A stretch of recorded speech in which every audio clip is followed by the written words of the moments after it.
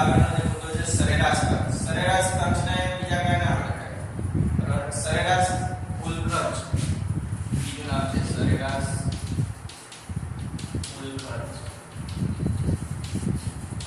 પ્રશ્નની અંદર અલગ અલગ રીતે પૂછાય સરેરાશ કુલ ખર્ચ અથવા સરેરાશ ખર્ચ એટલે શું?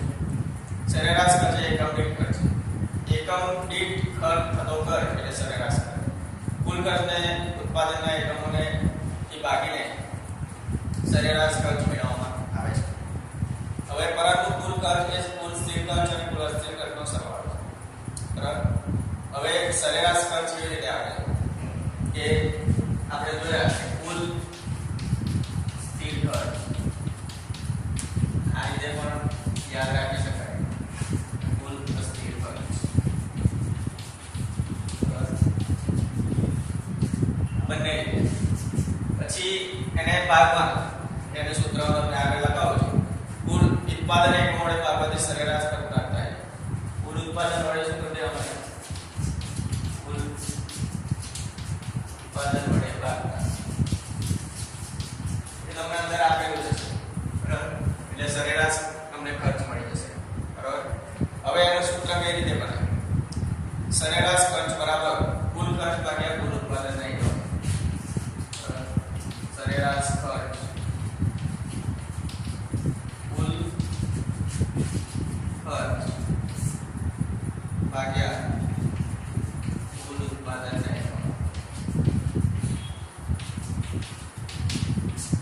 અથવા બીજું સૂત્ર પણ છે, સહેલામાં સહેલું તમારે ધ્યાનમાં રાખવાનું. આ યાદ ના રહે. સ્થિર ખર્ચ વત્તા અસ્થિર ખર્ચ ભાગ્યા કુલ ઉત્પાદન નહીં. આ રીતે પણ આ સૂત્ર પણ સાચું છે અને આ પણ સાચું. જે યાદ રહે તમે લખી શકો. બરાબર, એટલે કુલ ઉત્પાદનના એકમો ને ભાગતા જે ખર્ચ મળે એને સરેરાશ ખર્ચ નામ આપે છે. બરાબર, હવે આપણે એક એક્ઝામ્પલ લેવાનું છે. એક પેઢીના ખર્ચના વલણોની નીચેની અનુસૂચિ જે દર્શાવી છે એ આપણે અનુસૂચિ અને આકૃતિ હવે જોઈએ. બરાબર, હવે અનુસૂચિ આપી છે ઉત્પાદનનો પ્રમાણ. ઉત્પાદનનો પ્રમાણ કેટલો આપે છે? 1 2 3 4 5 6 7. બરાબર, કુલ ખર્ચ કેટલો આપે છે? જો 0 એટલે 9 16 21 28 40 53 ને 70. હવે આ ધ્યાનમાં રાખવા નથી. આપણે જે આકૃતિ દોરવાની છે સરેરાશ ખર્ચની દોરવાની, એટલે આની જરૂર નથી. કુલ ખર્ચની જરૂર પડશે નહીં. આપણે જે જોવાનું છે સરેરાશ ખર્ચ. બરાબર, એટલે આપણે આ લાઈન આકૃતિની અંદર તમારે આ લાઈન ચેક કરવાની. બરાબર, અને ઉત્પાદનનું પ્રમાણ એ કઈ દરી પર આવે? x દરી પર. બરાબર, અને સરેરાશ ખર્ચ કઈ દરી પર આવે? y દરી પર. બરાબર, હવે જોઈએ એક છે તો એની સામે કેટલો સરેરાશ ખર્ચ છે? 1 એ 9 છે, પછી 2 એ કેટલો છે? 8. બરાબર, 3 એ કેટલો છે? 7. જો અહીંયા સેમ આવશે. 4 એ પણ કેટલો છે? 7. બરાબર, આ દોરેલું છે આપણે. 5 એ કેટલો છે? 8. બરાબર, મારે ચોપડા પરફેક્ટ આવશે. 6 એ કેટલો છે? 9. આપણે 9 પર. અને 7 એ કેટલો છે? 10. હવે જે આ રેખા છે એ આપણે જોઈન્ટ કરવાની. આજે લખતા કરે એને આપણે જોઈન્ટ કરીએ. બરાબર, લખતા જોઈન્ટ થાય. યુ આકારની થોડી બનવી જોઈએ. સહેજ યુ આકાર જેવું રાખવું જોઈએ. પૂરેપૂરું તો નહીં લાગે. આ જે રેખા છે એસી રેખા સરેરાશ ખર્ચ રેખા કહેવાય. બરાબર, હવે આનું શું કરવાનું? વિશ્લેષણ કરવાનું. આ રેખા આપણે આખી આકૃતિ તૈયાર થઈ ગઈ. હવે વિશ્લેષણ. હવે વિશ્લેષણ કઈ રીતે થાય?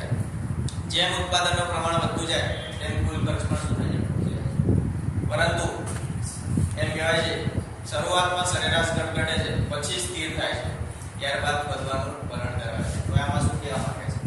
જો આ નીચે જાય, રેખા નીચે જાય તો શું થાય? ઘટે છે. હવે અહીંયા જો આ જે રેખા છે ને અહીંયા બંને સ્થિર છે. એટલે કઈ આ સ્થિર રેખા. અહીંયા 2 7 7 જે સ્થિર થઈ. હવે પાછું અપ જાય એટલે ઊંચું જાય. બરાબર, આ બે રેખા છે અહીંયા સ્થિર થઈ ગઈ. અહીંયા શું થાય છે? ઘટે છે. અહીંયા શું થાય છે?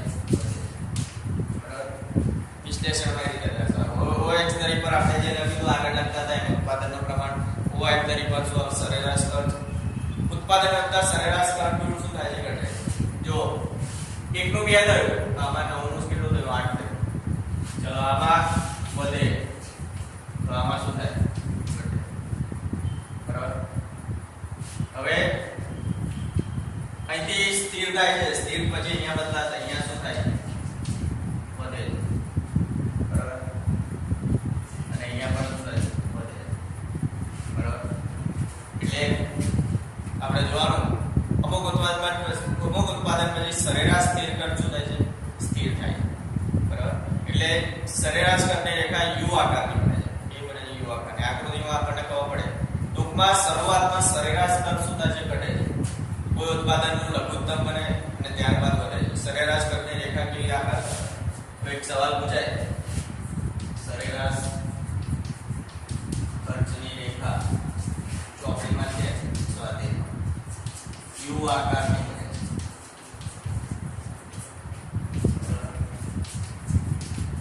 આ તમારો આખો સરેરાશ ખર્ચ થઈ ગયો. બરાબર. હવે એના પછી નેક્સ્ટ આપણે બીજું નેક્સ્ટ જે સીમાંત ખર્ચ. હવે ઉત્પાદન વધારવામાં આવતા ખર્ચમાં પણ શું થાય છે? વધારો થાય. ઉત્પાદનમાં જે વધારો કરીએ તો ખર્ચમાં પણ શું થવાનો? વધારો કરવાનો. કુલ ઉત્પાદનમાં 1 એકમનો વધારો અથવા ઘટાડો, કુલ ઉત્પાદન ખર્ચમાં જે ફેરફાર થાય તેને સીમાંત ખર્ચ કહેવાય. વધારાનો 1 એકમ ઉત્પન્ન કરવાથી કુલ ખર્ચમાં થતો ફેરફાર એને સીમાંત ખર્ચ કહેવાય. સીમાંત ખર્ચ એટલે શું કહેવાય? ગુજરાતીમાં શું કહેવાય? સીમાંત ખર્ચ એટલે વધારાનો ખર્ચ. સીમાંત ખર્ચ નામ આપ્યું. હવે સીમાંત ખર્ચ આપણે એની આકૃતિ પણ લેવાની છે કે આપણને ખબર પડશે. હવે સીમાંત ખર્ચની વ્યાખ્યા શું થાય? ઉત્પાદન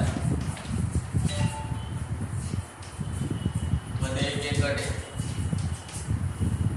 બરાબર, અને વધારાનો જે ખર્ચ થાય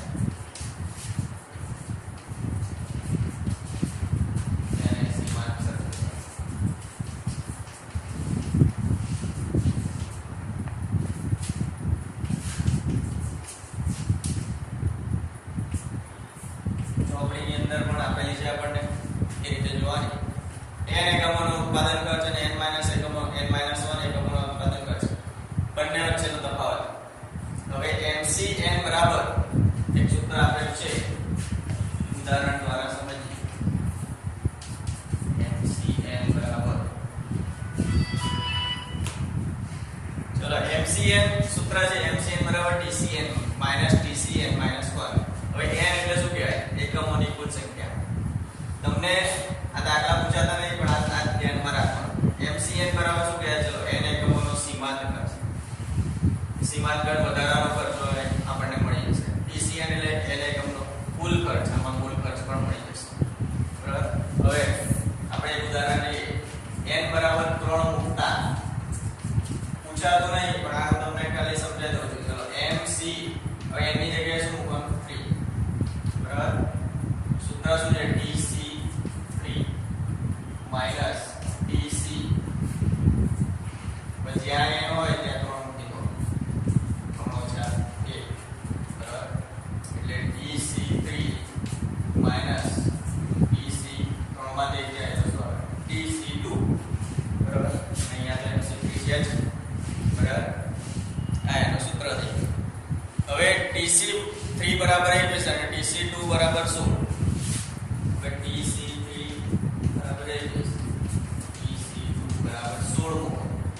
ચલો TC3 21, 21 માંથી 16 જાય કેટલા રહે? બરાબર. MC3 કેટલું મળે? MC3 બરાબર કેટલું આવે? 5. હવે 5 એ શું કહેવાય? સીમાંત ખર્ચ છે. આજે MC3 મળ્યું એ આપણને સીમાંત ખર્ચ મળ્યો કહેવાય. બરાબર. સીમાંત ખર્ચ સ્થિર ખર્ચથી સ્વતંત્ર છે. તેથી કહી શકાય સીમાંત ખર્ચ એ અસ્થિર ખર્ચમાં થતો ફેરફારનો પરિણામ છે. વધારાનું બધું લખવાનું નહીં. બરાબર. કુલ અસ્થિર ખર્ચમાં થતા વધારો જેટલો સીમાંત ખર્ચ હોય છે. સીમાંત ખર્ચ ઉત્પાદનમાં ફેરફાર થવાથી કુલ ખર્ચમાં પણ ફેરફાર બરાબર થાય છે. બરાબર. હવે આપણે એની અનુસૂચિ અને આકૃતિ જોઈએ. ચલો અનુસૂચિ છે ઉત્પાદન પ્રમાણે 1 2 3 4 5 6 7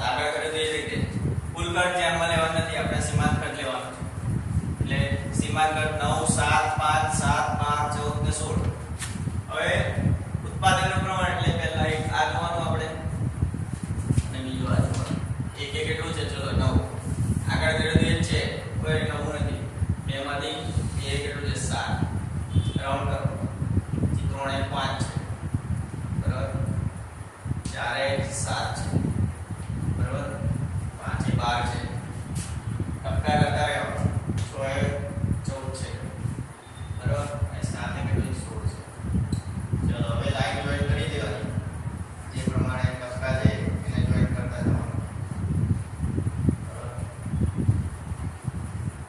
એટલે આ જે રેખા મળી આપણને સીમાંકનની રેખા મળી બરાબર A B C D E F G બિંદુ આપી દેવાના હવે એનું શું કરવાનું વિશ્લેષણ કરવાનું કઈ છે નહીં આકૃતિમાં અનુસૂચિમાં દર્શાવ્યા મુજબ ત્રીજા એકમથી સુધી ઉત્પાદન વત્તા સીમાંત ખર્ચ ઘટે છે ત્રીજા એકમે સીમાંત ખર્ચ લઘુત્તમ છે સીમાંત ખર્ચમાં સતત વધારો થતો જાય છે હવે આમાં કહેવાય મારે જો અહીંયાથી તમે જો 1 2 અને 3 બરાબર અહીંયા શું થાય છે વધે ઉત્પાદનનું પ્રમાણ વધે સીમાંત ખર્ચ શું થાય છે આ 3 એકમ ઘટે છે બરાબર તેથી જો નીચે જાય ને એટલે ઘટાડો કહેવાય પછી અહીંયા આ પાછો ઉપર જાય છે બરાબર 7 પર આવે ને એટલે તમે જો 9 7 5 એટલે ઘટ્યો પાછો 7 થયો એટલે અહીંથી પાછો જે સીમાંત ખર્ચ છે ધીમે ધીમે જે જઈને એટલે ઓફ જાય તો 7 થી તમે જો આટલા એકમ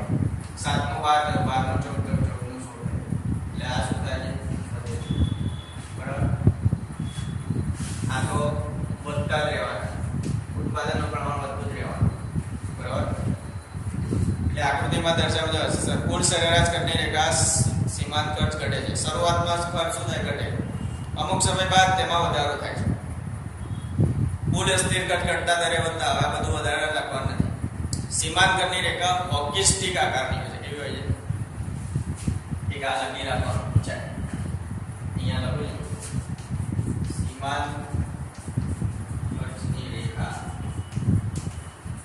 હોકી સ્ટિક આકારની હોય